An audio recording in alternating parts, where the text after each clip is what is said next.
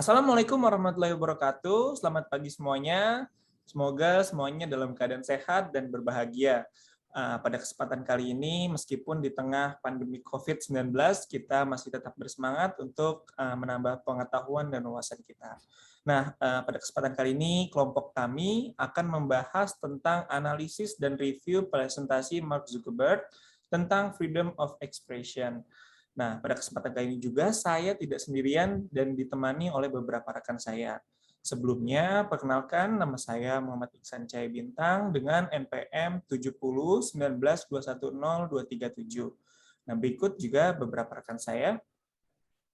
Perkenalkan, nama saya Tesalonika Novina Sari Sialoho dengan NPM 7019210128. Perkenalkan, nama saya Novita Liana Sari, NPM 70192100020. Perkenalkan, saya Sherin Rahma Hakim dengan NPM 7019210104.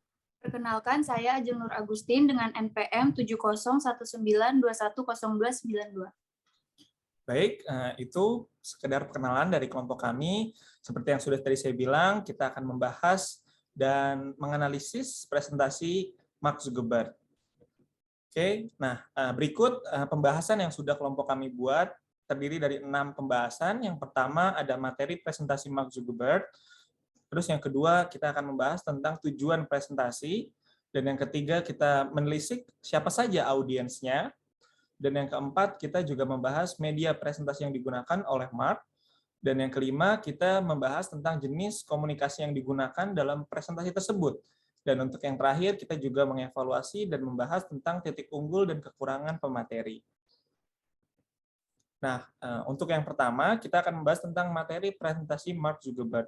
Nah, kelompok kami menelisik dan merangkum semuanya secara singkat dan menemukan bahwasanya ada 3 poin utama yang menjadi materi pada presentasi Mark Zuckerberg. Nah, yang pertama itu adalah suara memiliki peran penting dalam membuat perubahan.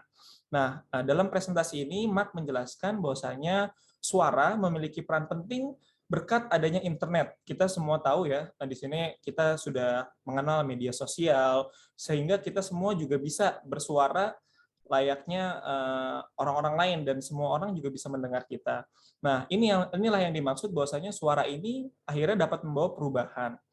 Nah, terus juga yang kedua, Mark menjelaskan bahwasanya banyak ujaran kebencian dan eksploitasi dari adanya kebebasan ini. Bahwasanya dari sini Mark menyadari ada dampak negatif dari kebebasan berekspresi.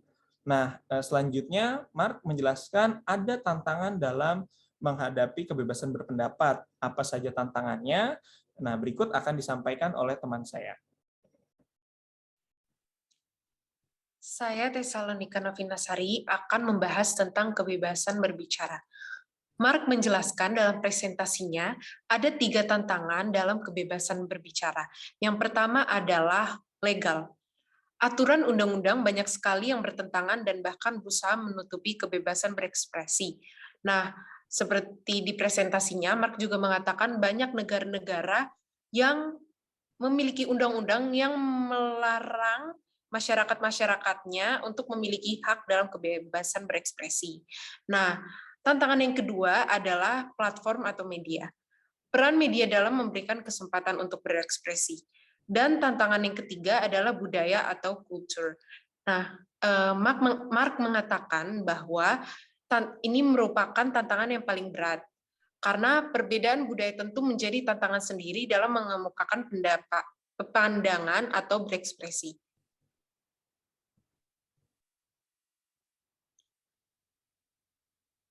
Tujuan presentasi. Tujuan presentasi yang diberikan oleh Mark yang pertama adalah menyampaikan informasi. Informasi yang disampaikan oleh Mark berupa pentingnya kebebasan berekspresi yang tidak hanya memerdulikan suara dari kalangan atas, namun juga dari kalangan bawah. Selain itu, informasi penting lainnya yang juga disampaikan oleh Mark yaitu mengenai perkembangan Facebook sebagai platform media yang mengedepankan kebebasan berekspresi.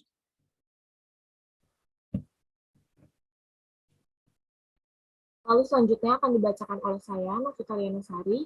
Kita di sini masih membahas tentang tujuan presentasi. Ya, di sini poin keduanya, mempengaruhi, serta mengajak.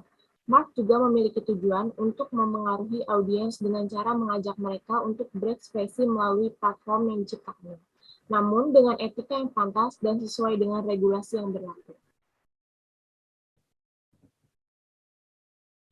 Lalu selanjutnya di sini saya akan menjelaskan tentang audiens. Poin yang pertama yaitu audiens akademisi. Seluruh siswa, staf, dan para akademisi yang hadir secara langsung pada saat itu merupakan jenis audiens yang dikategorikan menjadi audiens akademisi. Lalu poin yang kedua yaitu halayak umum. Dalam hal menyampaikan informasi, video yang diunggah ke kanal YouTube dapat disaksikan oleh berbagai orang dari berbagai kalangan yang dapat mengaksesnya. Maka dengan ini dapat dikatakan sebagai audiens halayak umum. Selanjutnya, saya Sherin Rahma Hakim ingin menyampaikan tentang media presentasi. Nah, berdasarkan dari video, ini terlihat Mark membawakan jenis presentasi yang lebih bersifat pidato atau public speaking. Oleh karena itu, salah satu media yang ia gunakan yaitu notes atau catatan tentang pidato tersebut. Karena di dalam video tersebut itu tidak terlihat Mark menggunakan media tambahan seperti presentasi, PowerPoint atau proyektor, berarti Mark di sini juga sudah mempersiapkan presentasinya dengan sangat baik. Oleh karena itu terlihat public speaking-nya itu sangat baik, padahal tidak digunakan media penunjang lainnya. Oke, selanjutnya ada jenis komunikasinya. Jenis komunikasi yang Mark bawakan ini komunikasi verbal. Nah, dalam presentasi ini Mark membawakan secara formal. Hal tersebut dapat kita lihat dan perhatikan dari nada pembawaannya yang tegas dan juga ekspresi yang tidak terlalu beragam. Selanjutnya, saya Ajeng Nur Agustin akan menyampaikan tentang titik unggul pemateri. Di sini Mark berbicara dengan jelas dan tidak terlalu membaca notes ataupun pointers.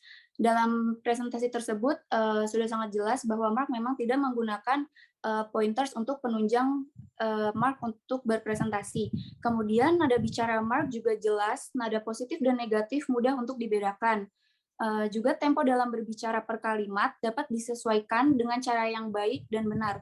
Postur tubuh dan ekspresi wajah dalam menyampaikan pesan juga terkontrol. Kemudian ada kekurangan dari pemateri, yaitu di mana kontak mata Mark kepada audiens terkadang terlalu berlebihan. Jadi kayak seperti dia memandang atau melihat audiens itu terlalu menyeluruh atau tidak terfokus pada 1-2 audiens. Kemudian tidak adanya visual dari presentasi Mark untuk mengilustrasikan topik yang disampaikan. Sekian presentasi dari kelompok kami. Mohon maaf apabila ada kekurangan atau kesalahan. Wassalamualaikum warahmatullahi wabarakatuh.